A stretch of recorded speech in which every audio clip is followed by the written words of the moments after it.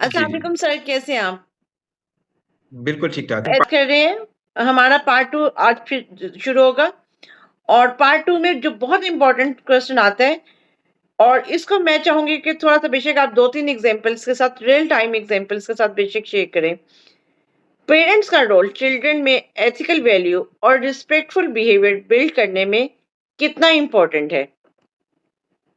ये एक बहुत वैल्यूएबल सवाल है आपका और ये बेसिक एथिक्स एंड एटिकेट्स पे एक प्लिंथ है घर की, एक बुनियाद है घर की, एक हुँ, किरदार की, एक माहौल की किरदार की, एक शहर की किरदार की। मेरा घर सिर्फ़ एक घर नहीं है, मेरा पूरा शहर डेवलप हो रहा है उसमें। बिल्कुल। हस्बैंड वाइफ का एक अनमोल तोहफ़ा जो बच्चे होते हैं अल्लाह की तरफ से, वो डाइवर्ट होके पूरे शहर को बनाते हैं। वो इलाके बन जाते हैं, वो हुँ, हर जगह फैल जाते हैं। तो ट्रू, मेरे हस्बैंड वाइफ जो फैमिलीज़ हैं, उनके लिए कितनी वैल्यूएबल वैल्यूएबल है। हम हस्बैंड वाइफ किस तरह ज़िंदगी गुज़ारते हैं, हमारे पास हंड्रेड्स एग्ज़ाम्पल्स पड़ी हुई हैं। हुज़ूर करीम सल्लल्लाहु अलैहि वसल्लम हज़रत आयशा का किरदार पड़ा हुआ है, हज़रत खदीजा का किरदार पड़ा हुआ है, कायद-ए-आज़म अली मोहम्मद अली जिन्ना का फ़ातिमा जिन्ना का किरदार पड़ा हुआ है, बेनज़ीर भुट्टो का ज़रदारी का पड़ा हुआ है। ऐसे अनेक किरदार पड़े हुए हैं जिन्होंने अपनी ज़िंदगी में अपनी फैमिलीज़ जो उनके साथ रही हैं, बहन-भाई का किरदार कायद-ए-आज़म का देख लें, फ़ातिमा जिन्ना के साथ, हुज़ूर का अपनी बिल्कुल, बीवियों के साथ किरदार देख लें। फिर अपने माँ-बाप का किरदार के बारे में दिखाया गया, दादा-दादी के किरदार के बारे में बताया गया, तो हर चीज़ हमारे रियल लाइफ़ में मौजूद है, लेकिन हम पढ़ने वाले नहीं हैं, हम समझने वाले नहीं हैं, देखने वाले नहीं हैं। हम पेरेंट्स जो हस्बैंड-वाइफ होते हैं, उनके किरदार में सबसे पहले जब निकाह होता है, एक्सेप्टेंस होती है एक-दूसरे को। बिल्कुल, सबसे पहले हम एक्सेप्ट करते हैं आपको, सिर्फ़ निकाह हाँ या हाँ का नाम नहीं है। बिल्कुल, मैंने एक्सेप्ट किया आपके हर किरदार को ट्रू, और मैं एस आपके किरदार को एक्सेप्ट कर रहा हूँ। हम हज़ारों लोगों के सामने एक्सेप्ट करते हैं एक-दूसरे को, नहीं कि अलग उसके लिए, एक हस्बैंड वाइफ की ज़िंदगी गुज़ारने को एक्सेप्ट कर रहे हैं। ट्रू, मेरे किरदार को एक्सेप्ट कर रहे हो, आप मेरे इख़लाक़ को एक्सेप्ट कर रहे हो, मेरे सबको। अब उसके बाद जब निकाह के बाद ज़िंदगी शुरू होती है आपकी, सबसे वैल्यूएबल ज़िंदगी आपकी हस्बैंड वाइफ की ज़िंदगी शुरू होती है निकाह के बाद, बिल्कुल, जहाँ पे एक लव मैरिज होती है, यहाँ पे अरेंज मैरिज होती है या एक ख़ानदानी ताल्लुकात से मैरिज होती है, कज़िन्स मैरिज। तो ये सारे किरदार आपके डेवलप हो रहे होते हैं हस्बैंड वाइफ के दरमियान। जब वो लव मैरिज कर रहे आते हैं, उनको ड्रीम दिखा के आते हो रहे होते हैं कि मैं ये भी दूँगा, मैं ये भी करूँगा। हुँ, उनके ख्वाब होते हैं जो दिखाए जाते होते हैं। जो अरेंज मैरिज होती है वो बिल्कुल ब्लैंक होके आते हैं, जो किरदार को डेवलप कर रहे होते हैं अपनी ज़िंदगी को। कज़िन्स मैरिज होते हैं, एक-दूसरे को जान रहे होते हैं। इनको पता होता है कि मेरा ये कज़िन कैसा है, मेरी फैमिली कैसी है, सब किरदार चले होते हैं। हुँ, तो हुँ, वो जो डिफरेंट वे ऑफ थॉट्स हैं इसमें कि हस्बैंड वाइफ कौन से किरदारों में आ रहे हैं। तो मैंने आपको एग्ज़ाम्पल दी, एक अरेंज मैरिज की, एक लव मैरिज की और एक कज़िन्स मैरिज की, खानदानी शादियाँ। ट्रू, फिर उसके बाद एक गैर मज़हब जैसे हम शादियाँ कहते हैं, जैसे आप ईसाई और मुसलमान शादी कर रहे हैं, जो अलावा हमारे हाँ, अहले किताब है तो हम शादी कर सकते हैं। एक शादी होती है, वो भी लव मैरिज ही होती है बेसिकली, वैसे नहीं होती। तो हम जब लव मैरिज कर रहे होते हैं उसमें इम्पोर्टेंस क्या सबसे वैल्यूएबल वहाँ पे कॉन्फ्लिक्ट ज़्यादा होता है, लव मैरिज का। सबसे ज़्यादा कॉन्फ्लिक्ट जो कहते हैं लव मैरिज में मैंने चूज़ किया, मेरी चॉइस थी, मेरी ख्वाहिश थी, मेरा बिल्कुल, मेरी मेरी मेरी सब कुछ था। उसमें मैं का लफ्ज़ आ गया, तकब्बुर का लफ्ज़ आ ही गया था उस टाइम में। लेकिन हमने जब अपनी पसंद से शादी की है, तो हमने ख्वाब दिखाए हैं, तो वहाँ पे कॉन्फ्लिक्ट बहुत ज़्यादा बढ़ता है। ट्रू, अरेंज मैरिज में इतना नहीं बढ़ेगा, क्योंकि अरेंज मैरिज तो आपका ब्लैंक होती है, वो आप एक-दूसरे को देख के चल रहे होते हैं, अपने आप को बता रहे होते हैं, पढ़ा रहे होते हैं एक-दूसरे को कि भाई मैं ये हूँ, मैं वो हूँ, हम चल रहे होते हैं। लेकिन लव मैरिज तो पहले से पढ़ी हुई किताब है। ट्रू, बिल्कुल, आपने किरदार अपने बारे में बता दिया था कि मैं कैसा हूँ, मैं कैसी हूँ, मैं ये हूँ, मेरी फैमिली ये है। लेकिन जब आप अरेंज मैरिज करते हैं, तो उसमें तो किरदार खुद पढ़ा रहे होते हैं, हुँ, सबसे पहला। तो हम जब हस्बैंड वाइफ लव मैरिज करते हैं, तो उसमें जो कॉन्फ्लिक्ट होता है आपका, ख्वाहिशों का, हुँ, झगड़ा ख्वाहिशों पे होता है। तमन्ना दिखाई जाती है, तमन्ना पूरी नहीं होती, झगड़ा होता है। वैल्यूज़ आपने दी होती है शादी से पहले, जब वैल्यू डाउन होती है तो औरत को पता चलता है वेरी डिफिकल्ट पोज़ीशन, तो आप उधर कॉन्फ्लिक्ट बढ़ाते हैं। जब वो कॉन्फ्लिक्ट बढ़ता है, जो खुदा अगर बच्चा आ जाता है उस फैमिली में, 1 साल के बाद, 2 साल के बाद जब आपका बर्थ हो जाती है बच्चे की, तो वो तरबियत शुरू होती है माँ-बाप की उसके सामने। हुँ, सबसे बड़ा बच्चा जब पैदा होती है, तो आपके सामने कॉन्फ्लिक्ट आते हैं प्यार-मोहब्बत वाले। जब आप उसको अपने फिंगर्स उठाना शुरू करते हैं बच्चे के सामने, हाँ, हाँ, कि तुमने मुझसे ये कहा था, तुमने मुझे ये तुम का लफ्ज़ इस्तेमाल शुरू हो गया। उनका आपने नहीं कहा, तुमने, क्योंकि वहाँ लव मैरिज में तुम है, हुँ, हुँ, अरेंज मैरिज में आप है। ट्रू, तो तुम का लफ्ज़ शुरू हो गया वहाँ से। फिर आपने ख्वाबों को टूटते हुए देखा, तो आपने फिंगर आउट करना शुरू कर दिया उसके सामने। हम ख्वाबों को, जजमेंट को, ऑनेस्टी को, डिसऑनेस्टी को ज़िक्र करना शुरू कर देते हैं बच्चों के सामने। तुम्हारा बाप ऐसा, तुम्हारी माँ ऐसी, तुम्हारे खानदान में ऐसा, तुम्हारी फैमिली में ऐसी। तो एथिक्स बच्चा सीख रहा है आपकी फैमिली से। हम क्यों नहीं पेरेंट्स रिस्पॉन्सिबिलिटी लेते कि जब मेरे कॉन्फ्लिक्ट बच्चों के सामने डिस्कशन होते हैं, तो मैं डिसिप्लिन को खराब कर रही हूँ, अपने शहर को, अपने खानदान को, अपने इलाके को, अपने मुल्क को खराब कर रही हूँ या कर रहा हूँ। ट्रू, वो एक किरदार को खराब नहीं कर रहे हैं, पूरे मुल्क का निज़ाम तबाह और बर्बाद कर रहे हैं। रिस्पॉन्सिबिलिटी लेनी है हस्बैंड वाइफ को। They true, are responsible for parents, कि बच्चे को किरदार कैसे डेवलप कर रहे हैं हम लोग। कपड़े पहनाना किरदार नहीं है, मेहमानों के घर पे जाना, नए कपड़े पहनाना का कोई वो नहीं है कि हम नए कपड़े बच्चों को पहना के जाते हैं तो बस आज का किरदार यही रहा। हुँ, हुँ, लेकिन शूज़ पहनाना किरदार नहीं है। बच्चों को कैसे डेवलप कर रहे हैं, सुबह कैसे आप लोग उठ रहे हैं। आप लोग, बच्चा तो उठ ही जाएगा आपको देख के, लेकिन what you are wearing in the front of people, आप बच्चे के सामने क्या वेयर कर रहे हैं? आप ब्रश कैसे कर रहे हैं? टेबल पे खाना कैसे खा रहे हैं? खाना कैसे हेल्प कर रहे हैं? हस्बैंड अपनी बीवी की कैसे मदद कर रहा है नाश्ते में? कैसे उठ रहा है? कैसे हग कर रहा है मॉर्निंग में? कैसे मिल रहा है? ये रेगुलर लाइफ जो बच्चा मॉनिटर कर रहा होता है आपका।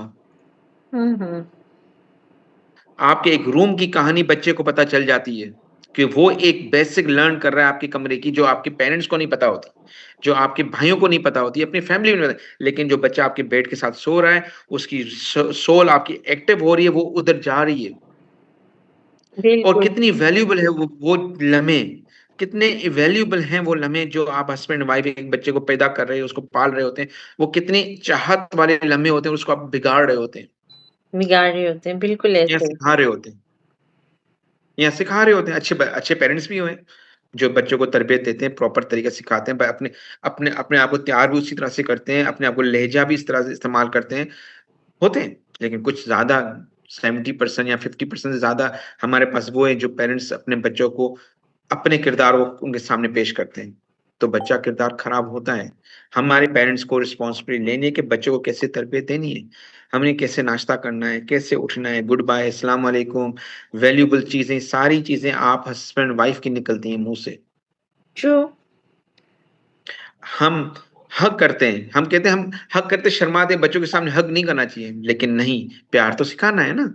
हाँ, ट्रू, हम क्यों शर्माते हैं बच्चों को हग करना? जब सुबह में जब ऑफ़िस जा रहा हूँ, तो हग करके जा रहा हूँ। हुज़ूर करीम सल्लल्लाहु अलैहि वसल्लम नमाज़ पढ़ने जाते थे, आयशा को प्यार करके जाते, माथे को चूम के जाते थे। हुँ, हुँ, तो हम जब अपने नहीं, मैं बच्चों के सामने हग नहीं करना क्योंकि बच्चे देख रहे हैं। यार बच्चों को सिखाना है कि मैं अपनी बीवी का इतनी रिस्पेक्ट दे रहा हूँ। मैं ट्रू, जब घर आता हूँ तो अस्सलाम वालेकुम नॉक करता हूँ, मैं अपने शूज़ कहाँ रख रहा हूँ, मैं सॉक्स कहाँ उतार रहा हूँ, मैं नहा के आ रहा हूँ, तौलिया कहाँ रख रहा हूँ, मैं ब्रश कहाँ रख रहा हूँ। ये बेसिक थिंग्स हैं जो बच्चा आपसे सीख रहा है। मैं श कपड़े कैसे उतार रहा हूँ, मैं बनियान में घूम रहा हूँ या बनियान के बगैर घूम रहा हूँ घर में। बिल्कुल, ये एथिक्स हैं। मैं अपने माँ-बाप को कैसे फ़ॉलो कर रहा हूँ अपने अपने बच्चों के सामने। क्या मैं अपने पेरेंट्स को वो इज़्ज़त दे रहा हूँ बच्चे के सामने? बाप को बाप बुला रहा हूँ, क्या बुला रहा हूँ? ट्रू, दादा-दादी को कैसे स क्योंकि पेरेंट्स की रिस्पॉन्सिबिलिटी सिर्फ़ एक पे बच्चे को पैदा करना नहीं है, पैदा करना उसके नहीं। पूरे किरदार की पूरी लर्निंग है। उसके प्रॉपर आपने अपने कैरेक्टर बाप के साथ बिल्डिंग है। किस हाँ, बिल्कुल। आपने अपने बाप के साथ कैसे किरदार किया, अपनी माँ के साथ कैसे किया, अपने बहनों के साथ कैसे किया, अपने भाइयों के साथ कैसे किया, उस बच्चे के सामने। वो एक डेवलप हो रहा है बच्चे को तकरीबन 5 साल तक, उसकी बेसिक डेवलपमेंट में आपने हिस्सा डालना है तो प्रॉपर तरीके से बैठना है। हमें ये भी इदारों के लिए ट्रेनिंग ज़रूरी है। एक ट्रेनिंग इंस्टीट्यूट होना चाहिए इन चीज़ों के लिए भी। मैं तो गवर्नमेंट ऑफ पाकिस्तान से कोशिश करता हूँ कि गवर्नमेंट ऑफ पाकिस्तान को चाहिए कि एक इदारे बनाएँ, शादी से पहले 3 दिन का, 5 दिन का कोर्स बनाएँ। बिल्कुल। एक वैल्यूएबल कोर्स बनाएँ, how to develop your life या दैट्स ट्रू। After marriage. किस तरह से चलना है आपको? क्योंकि जब तक मैं अपने किरदार को वैल्यूएबल नहीं बना रहा हूँ, तो गवर्नमेंट की रिस्पॉन्सिबिलिटी अगर मेरा किरदार मुल्क में खराब हो रहा है, कहाँ पे खराब हो रहा है? हमारे हस्बैंड-वाइफ में खराब हो रहा है, तो गवर्नमेंट ऑफ पाकिस्तान को स्टेप उठाने पड़ेंगे। उठानी हमें एक पड़ेगी। इदारे बनाने पड़ेंगे, training and development of family. हम जब औरतों के किरदार के लिए बना रहे हैं, उनके लिए बनाएँ, क्यों नहीं हस्बैंड वाइफ के किरदार के लिए इंस्टीट्यूट बनाएँ, जो इनको ट्रेनिंग दें। दिस सर्टिफिकेशन होनी चाहिए कि भई ये बच्चे 3 दिन की हस्बैंड वाइफ की ट्रेनिंग सीख के आ रहे हैं। ये 5 दिन की ट्रेनिंग सीख के आ रहे हैं, बेसिक एथिक्स एंड ट्रेनिंग सीख के आ रहे हैं। बिल्कुल। हम जब डिग्री नौकरी करने के लिए, लाइफ करने के लिए डिग्रियाँ लेते हैं, क्यों नहीं हस्बैंड वाइफ के बेसिक कोर्स के एथिक्स क्यों नहीं सिखा रहे हम? तब तो वैसे वाक़ई हम में बहुत नौकरी करने के ज़रूरत है। लिए नहीं, ज़रूरत है। डॉक्टर बिल नुसरत बहुत ज़रूरत है। इवन आप शुरू करें, गवर्नमेंट अगर आप पाकिस्तान में बैठी हैं, तो आप कोर्स डिज़ाइन करें, डेवलप करें कोर्स और गवर्नमेंट पाकिस्तान को दें कि this is the basic need we need it. Yes, exactly. Very हम ट्रू। 5 दिन का, 10 दिन का, 1 महीने का basic ethics of life husband wife. नए लोग ज़िंदगी में आने के लिए क्या चीज़ें ज़रूरी हैं आपको पहले वो हम ब्लड टेस्ट यहाँ पे कराते हैं, हम यहाँ पे घर चेक कर लेते हैं, हम सब कुछ कर लेते हैं, लेकिन हमें हस्बैंड वाइफ को ज़िंदगी कैसे गुज़ारनी है वो नहीं सिखाई जाती कहीं भी। बिल्कुल। हमें इदारे बनाने पड़ेंगे क्योंकि हमारा नई नस्ल वहाँ से आ रही है, बच्चे वहाँ से आ रहे हैं। भाई फैक्ट्री कहाँ पे लगी हुई है? फैक्ट्री तो वहाँ लगी है ना जहाँ पे प्रोडक्शन हो रही है। प्रोडक्शन कैसे आएगी? जब बिल क्वालिटी कंट्रोल होगी। क्वालिटी कंट्रोल ही नहीं हो रही तो बेसिक आपकी प्रोडक्शन तो खराब होगी ना। ट्रू। सप्लाई चेन कैसे डेवलप होगी? माल ही एक्सपायर आ रहा है तो माल को कैसे बेचूँगा मैं? ट्रू। तो आप बिल्कुल इस ज़ोर पे गवर्नमेंट ऑफ पाकिस्तान को कहें we needed this thing. True. Agree. Variable मैं आपसे यकीन माने इस पे अपील भी करनी चाहिए, इस पे सिक्का भी करनी चाहिए, इस पे कोर्स डिज़ाइन भी करनी चाहिए। इदारों को भी डेवलप होना चाहिए क्योंकि रिस्पॉन्सिबिलिटी ट्रू। इदारों की है। मेरे मुल्क में जितनी तरबियत नहीं हो रही because of reason Maryam Nawaz is doing very good job. But उसके बाद अगर आप उनके साथ लिंक है, उनके साथ बात है तो उनसे बात करें कि भाई खानदान बनाने के लिए उसूल तो बनाएँ, बिल एथिक्स तो बनाएँ, एटिकेट तो सिखाएँ। एक ट्रू। इदारा बनाएँ, छोटा-सा इदारा है जिसमें कहा जाए, ये 5 दिन की, 15 दिन की, 30 दिन की ट्रेनिंग लेना लाज़मी है नए जोड़ों को बिल्कुल एग्ज़ैक्टली। और ये सर्टिफ़िकेशन ऑफ द मैरिज होगी। ये सर्टिफ़िकेशन ऑफ द एथिक्स होगी। जब आप बच्चे हस्बैंड वाइफ शादी करते हैं, निकाह करते हैं, तो हाउ यू लाइफ़ को कैसे गुज़ारना है। आपने 15 दिन का लेक्चर देनी है, रियल लाइफ एग्जांपल्स देनी है, रियल लाइफ एथिक्स सिखाने, सर्टिफिकेट देना है, उनको बताने हैं, उनको स्टोरीज बतानी है, लाइफ को किस तरह से लड़ना है, उनसे क्वेश्चन आंसर करने हैं लाइफ के बारे में, पेरेंट्स क्या बोलते हैं, बाइट बैटिंग कैसी होती है, खानदान कैसे टूटते हैं, कंबाइंड फैमिली कैसी होती है, लाडला बेटा, लाडली बेटी कैसी होती है, वो जो शादी करके आती है, उसके क्या ख्वाब होते हैं। True. There is a many syllabus इसमें बहुत सारे सिलेबस हैं जो आप उनको 15-20 दिन में सिखा सकती हैं। सिखा सकते हैं, कॉन्फ्लिक्ट बिल्कुल। Of the life conflict of the families, conflict of the atmosphere। तो ट्रू। ये चीज़ एक अच्छा आइडिया है, अगर इस पे मैं और आप काम कर सकें, गवर्नमेंट ऑफ पाकिस्तान से एक इदारा बना सकें, why not we do so something for the marriage life certifications.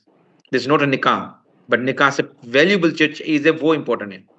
निकाह के बाद आएँ, आके इदारों में बैठें और पास करना चाहिए।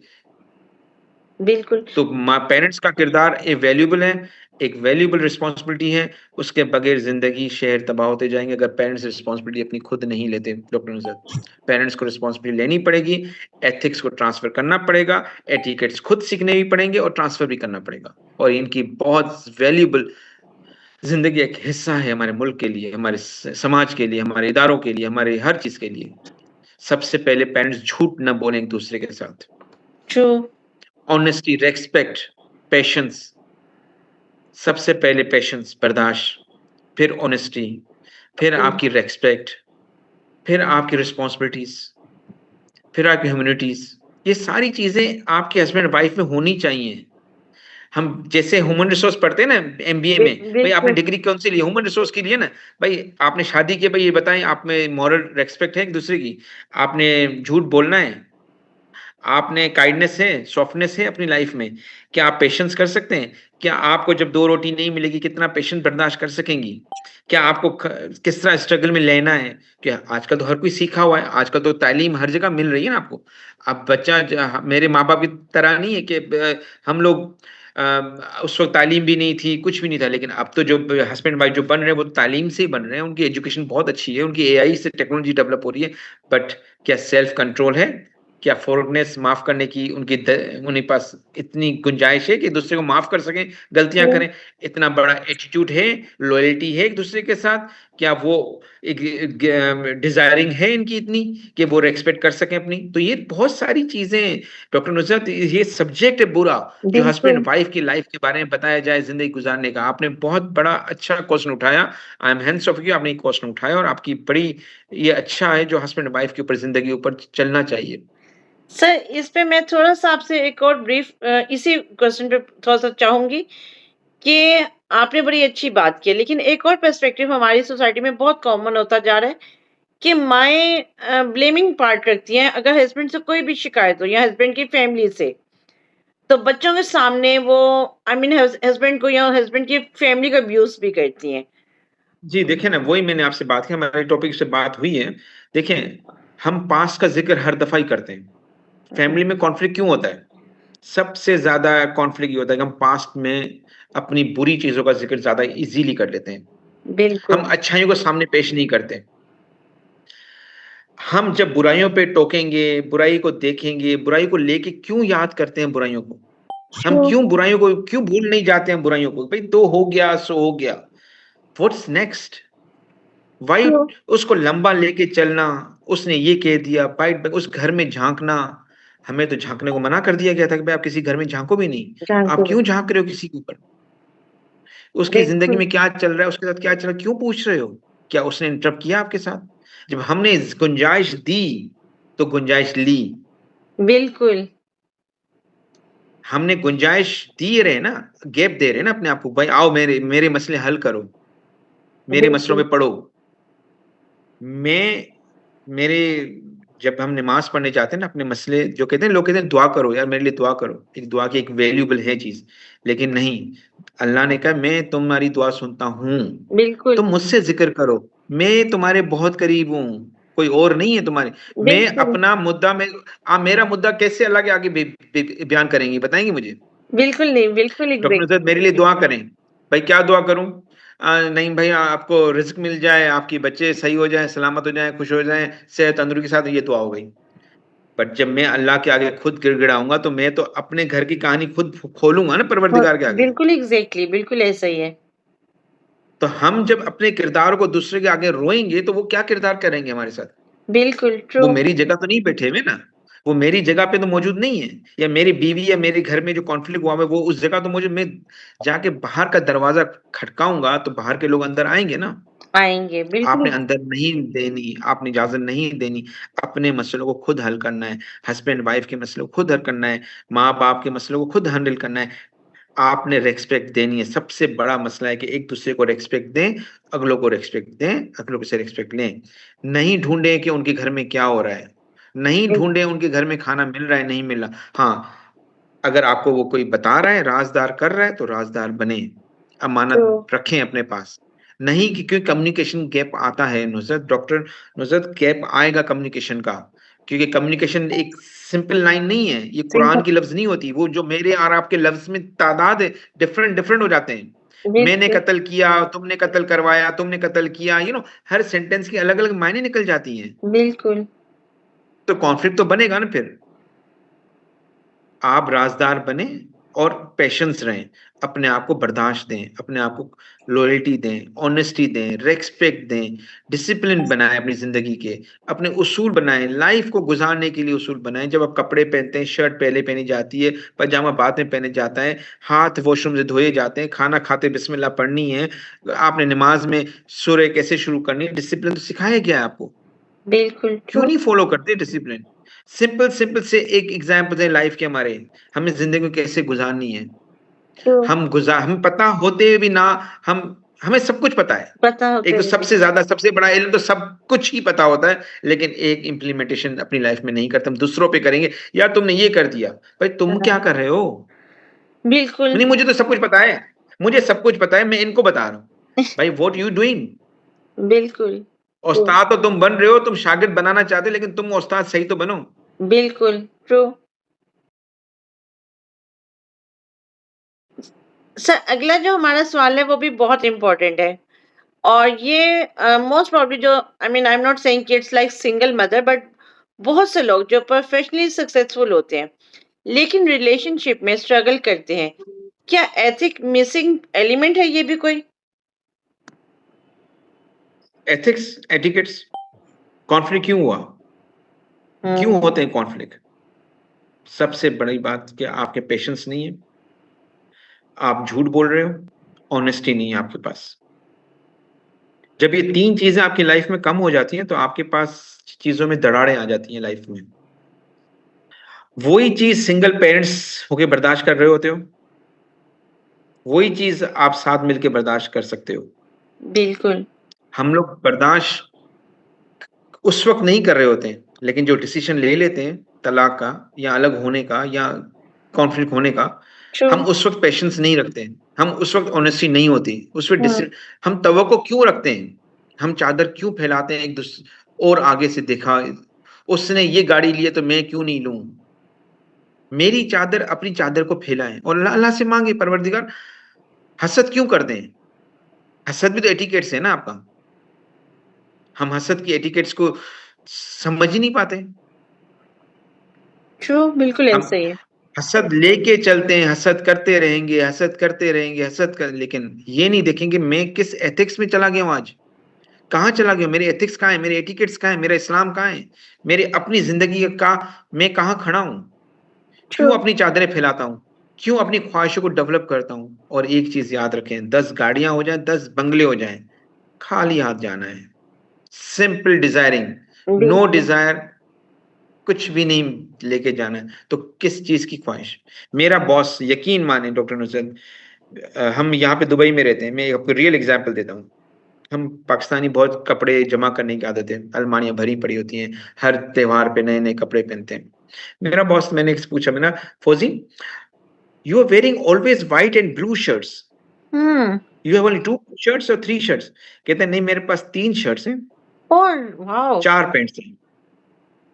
मैंने 4 पैंट्स एंड 3 शर्ट्स? कहते हैं मैं एक शर्ट को 2 दिन इस्तेमाल करता हूँ और दूसरे दिन 2 इस्तेमाल करता हूँ, लेकिन रखता व्हाइट और ब्लू हूँ ताकि मुझे कोई कॉन्सेप्ट ही ना आए कि मुझे नए कपड़े पहनने हैं। और दैट्स मैंने 2 गुड। टी-शर्टें रखी हुई हैं वाओ! वेरी और मेरे नाइस। घर में कह रहे हैं कि मैं क्यों पहनूँ? मुझे हुँ, पता है कि मेरी ज़िंदगी मुसाफ़िर है और मैं बैग उठाऊँगा कहीं और चले जाऊँगा। मैं 10 कपड़े लेके कहाँ-कहाँ घूमूँगा? हुँ, तो उसने 3 शर्टें एक ही कलर की, लाइट ब्लू कलर की शर्ट और डार्क ब्लू कलर की पैंट्स, वो रखी हुई है ज़िंदगी में। वो ही पहनता है, कोई उसको पूछता नहीं है, तुम ये क्या एक ही कपड़े पहन के आते हो? और हुँ, एक इसने कोई फुल सूट पहना हुआ है, जो मीटिंग से आती है, वो कोट पहन के आता है। हुँ, हुँ। तो क्योंकि मेरी आदत थी कम्युनिकेशन की उनसे, मैंने कहा, "what the reason behind?"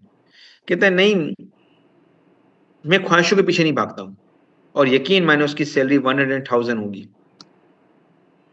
Nice. मैं ख्वाहिशों के पीछे नहीं भागता हूँ। मैंने क्यों? घड़ी नहीं, बोला जो मेरे पास है, मैं उसको लेके चलता हूँ, वो 5 साल चलती हैं, 2 साल चलती हैं, देन आई बाय, हुँ, अगर मुझे समझ में आई। मैं 2 रोटी खाता हूँ, तीसरी रोटी खाता वो नहीं हूँ मैं। मुझे 2 हुँ, रोटी खानी है, मेरा पेट भर जाता है। मुझे जो ज़िंदगी गुज़ारनी है, मुझे वो गुज़ारनी है, मुझे नहीं मैंने अपनी मिसेज़ को, अपने बच्चों को ये और ये सारी यूरोपियन लाइफ़ की ज़िंदगी में है। वो कभी भी बिल्कुल, ख्वाहिशों को बनाते नहीं हैं। वो घर हमेशा फर्निश घर उठाते हैं और जब जाते हैं दूसरे घर में एक बैग उठा के चले जाते हैं। ट्रू, सामान रखा हुआ है किसी का, वो रखा हुआ है, उनका कोई काम ही नहीं है, उनका अपना घर ठीक है रखा, भई चलो हम तो अपने घर चले। तभी वो 18 साल की उम्र के बच्चों को वैल्यू देते हैं, भई तुम जानो तुम्हारा घर जाने, तुम खुद ही रहो अपनी ज़िंदगी से। मेरी तरबियत हो गई, अब तुम्हारी तरबियत तुम खुद जा अपनी ज़िंदगी गुज़ारो। ट्रू, वो पीछे नहीं पड़ते बच्चों के, बच्चे ने क्या किया, बच्चे ने क्या खाया? हाँ, नहीं खाया, it's fine, now is big enough. या ओन डिसीजन, अपने डिसीजन खुद जिंदगी में ले सकता है। मैं क्यों उसको बोलूं? ये True. Don't interfere. तो वो जिंदगी 18 साल बाद वो अपनी जिंदगी खुद गुजार रहे होते हैं। तो आपको ख्वाहिशें, ऑनेस्टी, डिसऑनेस्टी, वैल्यू, रेस्पेक्ट, ये सारी चीजें अपनी जिंदगी में अपनानी होंगी, True. जब जाके आपकी जिंदगी सुकून में आएगी। हम ख्वाहिशों की जिंदगी छोड़ दें, हम Got जिंदगी it. को हासिल करना सीखें, जिंदगी को हासिल तो करें। कितनी खूबसूरत ज़िंदगी अल्लाह ने दी है। वो 2 रोटी से भी मिलेगी, वो आधी रोटी से भी मिलेगी, वो 4 रोटी से भी मिलेगी। लेकिन Right. 4 रोटी से आपका पेट बाहर ज़रूर आएगा और आपकी ख्वाहिशें बढ़ती जाएँगी और आप बहुत सारी चीज़ों को खोते हुए जाएँगे अपनी ज़िंदगी से। मॉरल रिस्पेक्ट खत्म होती जाएगी। बिल्कुल, ट्रू।